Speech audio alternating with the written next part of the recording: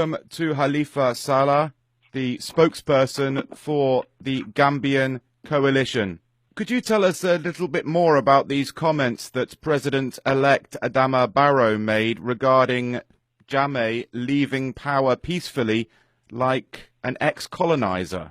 Well, not necessarily like the ex-colonizer. I think he's making comparison that when the Gambian people wanted their self-determination and independence, the colonial power handed over power peacefully to the promotion of the well-being of the Gambian people. So he's simply saying that Gambia is a republic, a secular democratic republic. The people own power. It is very clear in our constitution that power must be derived from the consent of the people and must be utilized to promote the general welfare. So if the people on the 1st of December spoke that they no longer want the leadership of outgoing President Jammeh and they want the leadership of President-elect Barrow, the Constitution says at the end of the term of his office in January that President-elect Barrow should assume office. That is the language of the Constitution. So he's simply saying, President Jammeh, I won the election. Be ready to hand over power peacefully.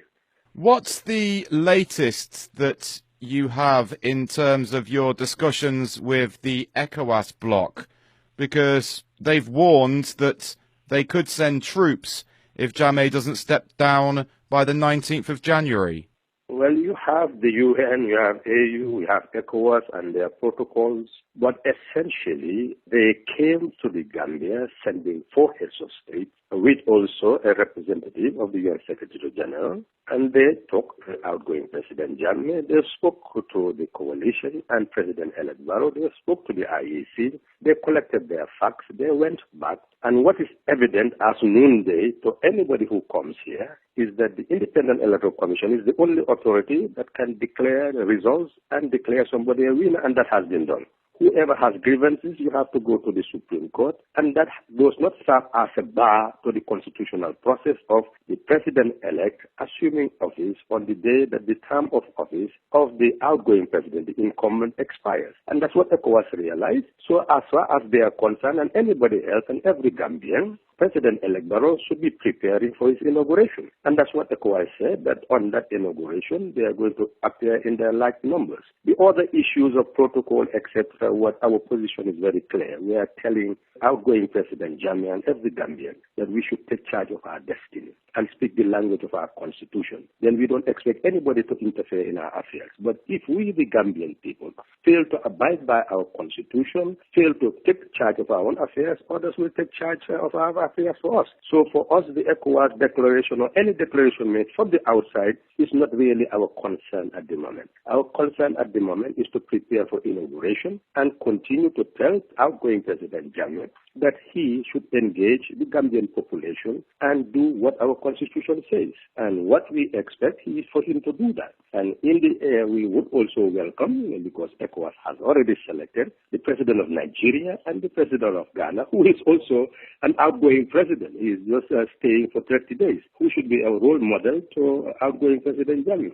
Outgoing President Jammeh would have been a model because he accepted the result. And if he allowed a smooth transition, now he would have been quoted as a model. So we expect that these two people will come and continue the negotiation so that the bidding of our constitution and the will of our people will be assured.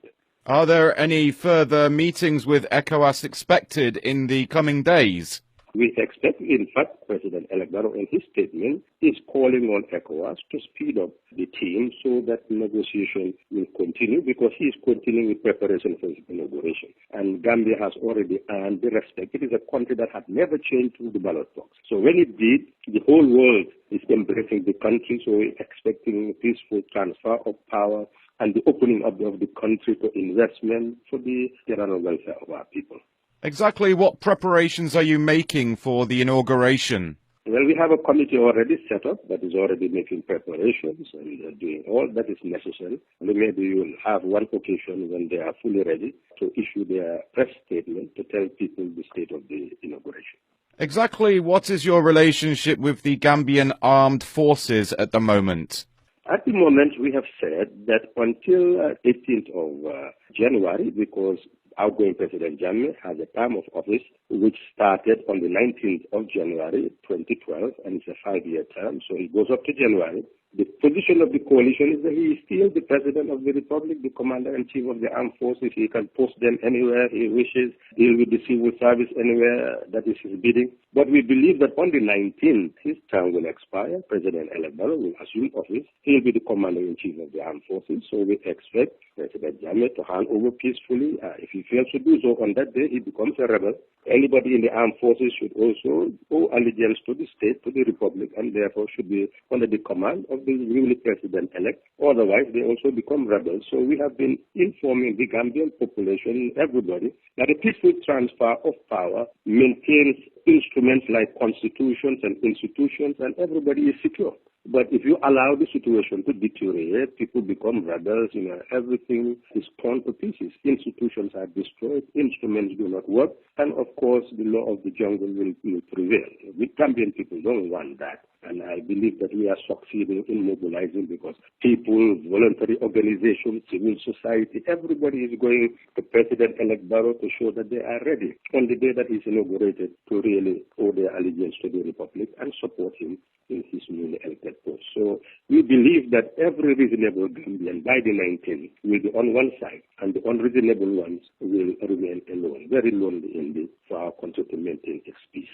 If the leaders of the Gambian armed forces don't swear allegiance to President-elect Barrow on the 19th, as we've just talked about, what will be your strategy? There is really no need for strategy. That's what I'm saying. The strategy is already there, that he is the president-elect, supported by the Gambian people. We don't believe that any armed force will ever go against the people.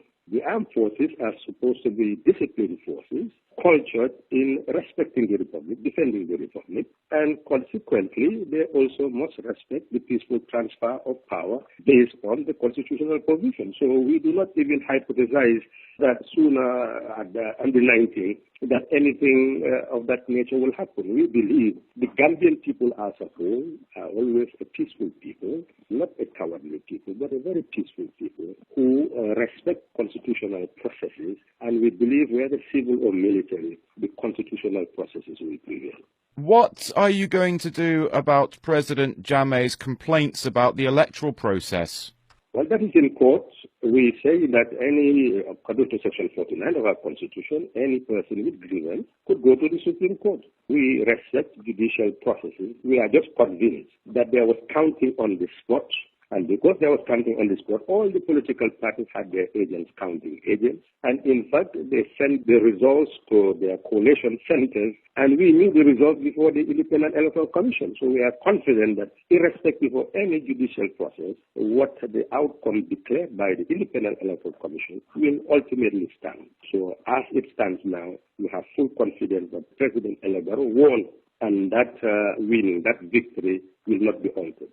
If this matter does go to the Supreme Court in the Gambia, who will rule on the case? Because there have previously been instances where judges from other African countries have been brought in to rule on Gambian affairs, so-called mercenary judges. We just think back to the case of Hussein Odabo. I really don't want to call any judge a mercenary judge. I don't want to impinge on the integrity of the judiciary. We, as an incoming government, believe in the separation of powers.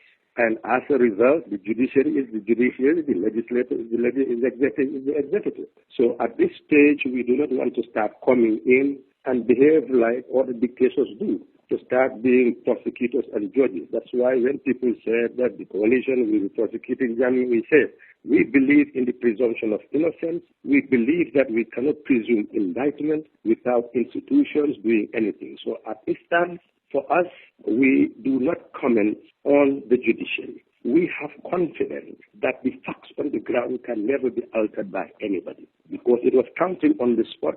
We knew the results before the IEC, and we know that we won the election. Anything that happens, we have emphasized that will never be altered. We cannot be disadvantaged by anybody.